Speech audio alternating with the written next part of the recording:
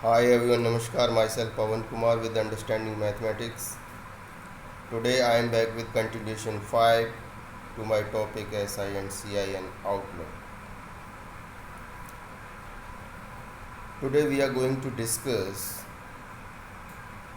the concept which is besides loan. So this is the population of a town before n years or after n years and appreciation or depreciation of a machine.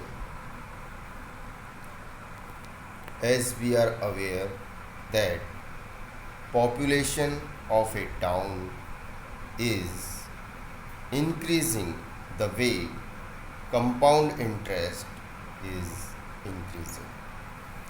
Similarly, the machine tools are depreciating, means they are in the continuous process of use, so are decreasing their value. So this is being shown by us in a very neat manner. Whenever talking about CI, remember interest is charged on interest. जब भी हम CI के यानी compound interest के बारे में बात करते हैं तो ध्यान रखने वाली बात यह है कि ब्याज पर भी ब्याज लगता है. हियर एप्रिशिएटेड मीन्स इंक्रीज, यानी कि एप्रिशिएटेड का मतलब वैल्यू बढ़ जाना होता है, डिप्रिशिएटेड का मतलब वैल्यू घट जाना होता है, minus n year hence means after n years, यानी कि n साल के बाद. Here we have shown 3 ovals of different colors. In the middle oval is colored green. It shows the present value of a town or machine, and the red oval is showing the past value, that is before n years, and pink oval is showing the value after n years. So let us take an example. Population of a town at present is 5,000. It increases every year at the rate of 5% per annum. What will be population of the town 3 years hence? उदाहरण, एक कस्बे की वर्तमान आबादी 5,000 है. प्रतिवर्ष ये 5% की दर से बढ़ती है. 3 साल बाद कस्बे की आबादी क्या होगी? यहाँ पर हमने आंसर 5788 दिखा रखा है, तो ये हमें देखना है कितना जल्दी हमने कैसे दिखा दिया. आइए देखते हैं. There could be 3 ways to answer such questions. Conventional formula a equal to p into 1 plus r percent की पावर n और a equal to p into 1 minus r percent की पावर n बेस. ऐसे सवालों का उत्तर देने के लिए 3 तरीके हो सकते हैं. एक तो हमारा पारंपरिक फॉर्मूला जो मिश्रधन बराबर होता है मूलधन गुणा 1 प्लस प्रतिशत दर की पावर n, ये आफ्टर n ईयर्स के लिए, और a equal to p into 1 minus r percent की पावर n, ये n ईयर्स बिफोर के लिए है. क्योंकि हम जहाँ खड़े हैं उसके आगे चलेंगे तो प्लस होगा, जहाँ खड़े हैं उसके पीछे जाएंगे तो माइनस होगा. दूसरा है परसेंटेज बेस्ड. हियर पॉपुलेशन और cost is considered 100%. Percentage based पर ये माना जाता है कि जो पॉपुलेशन है कस्बे की या जो कॉस्ट है वो 100% है, जैसे कि हमने लोन के केस में प्रिंसिपल को 100% माना था, कहा था. तीसरा है net effect, x plus y plus x y upon 100 based, यानी कि एक तीसरा है जिसे हम कहते हैं net effect. x y 2 variable हैं जिनकी वैल्यू अगर प्लस में है तो समझिए कि माइनस, ये प्लस में है तो इंक्रीजिंग ऑर्डर वाली बात है, और अगर ये वैल्यू माइनस वाली है तो समझिए कि डिक्रीजिंग या डिप्रिशिएटेड ऑर्डर वाली वैल्यू है। Easiest to answer here is percentage based. तो हमने यहाँ पर दिखाया है कि सबसे आसान उत्तर करने के लिए यहाँ पर जो परसेंटेज बेस्ड है वही है, तो उसी के बेस पर हमने आगे क्वेश्चनों का सवाल किया है। आइए देखते हैं। Here population P is 5000, so 100% means 5000. Based on that 1% equal to 50. So increase in the population for the end of first year is 5%. So 5%. At the end of next year 5% plus 5% into 5%, यानी कि 5% plus 5% का 5%, 5.25%, 5.25%. At the end of third year 5.25% plus 5.25% into 5%, यानी कि तीसरे साल के अंत में 5.25% प्लस 5.25% का 5% बराबर 5.5125%. Total increase during 3 years comes 15.7625%,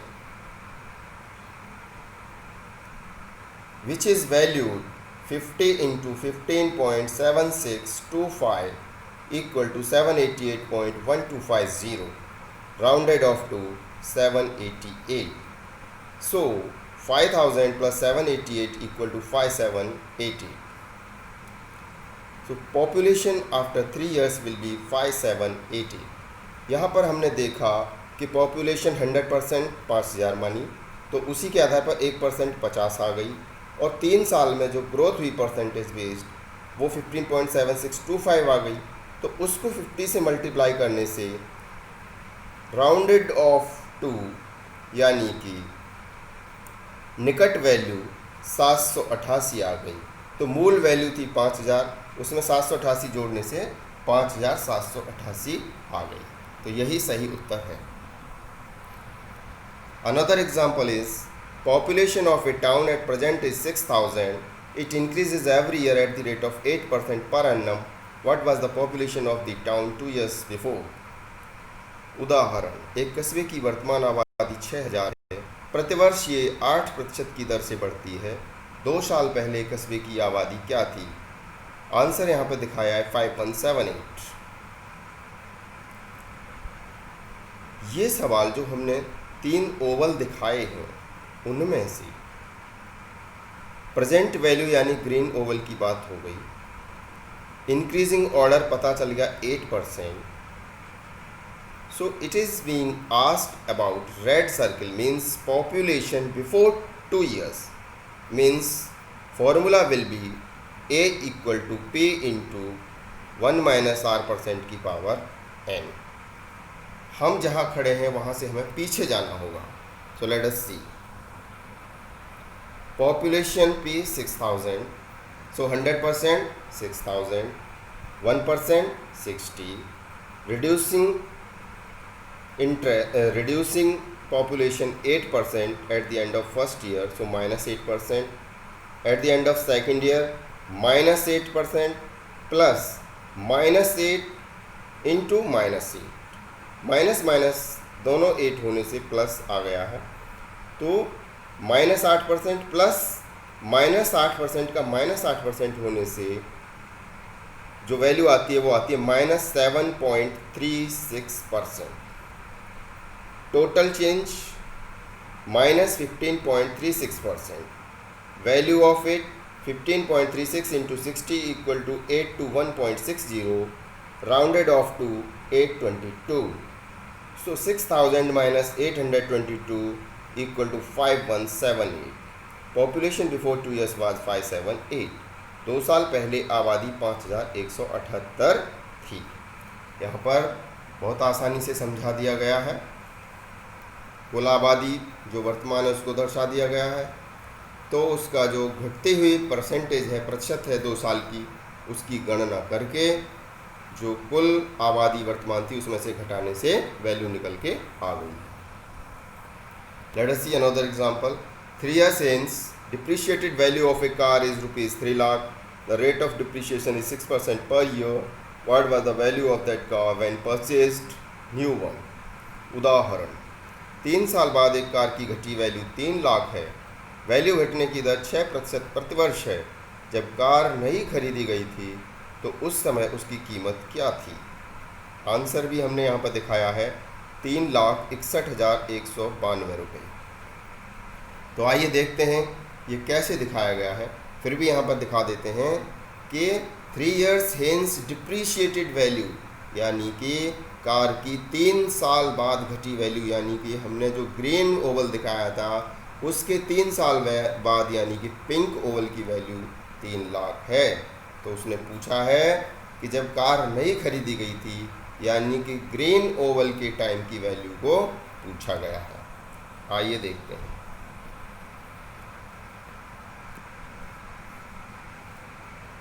Depreciation for the first year minus 6%.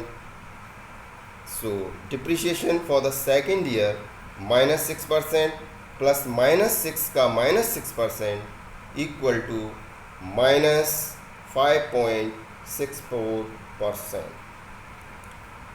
For the third year depreciation is minus 5.64% plus minus 5.64% का minus 6%, that is equal to minus 5.3016%. So total depreciation is minus 16.9416% is. So reducing this value from 100% minus 16.9416% equal to 83.0584%. This 83.0584% is value 3 lakh. So 100% value comes on calculation 3,61,192 rupees. So car की नई car खरीदने के समय की जो value थी वो 3,61,192 रुपये थी। Another example is here. Anjum purchased a bike for rupees 66,200. If rate of depreciation is 10% per year, what will be the depreciated value of the bike after 2 years? उदाहरण, अंजुम ने एक बाइक 66,200 रुपये में खरीदी। यदि मूल्य घटने की दर 10% प्रतिवर्ष है तो 2 साल बाद बाइक की घटी कीमत क्या थी? आंसर भी यहाँ पर दिखा दिया गया है, 53,622 रुपये थी। आइए देखते हैं कैसे। Purchased cost 66,200 means 100% equal to 66,200. So 1% value is equal to 662. Now depreciation minus 10% at the end of first year, so minus 10%. Depreciation at the second year end minus 10% plus minus 10% का minus 10% equal to minus 9%. So total depreciation comes minus 19%. So value left 100 minus 19 equal to 81%. So 81 into 662 equal to 53,622, यानी कि depreciated value of the bike is 53,622. Bike की घटी value 53,622 रुपये आती है। Thanks for watching. To be continued.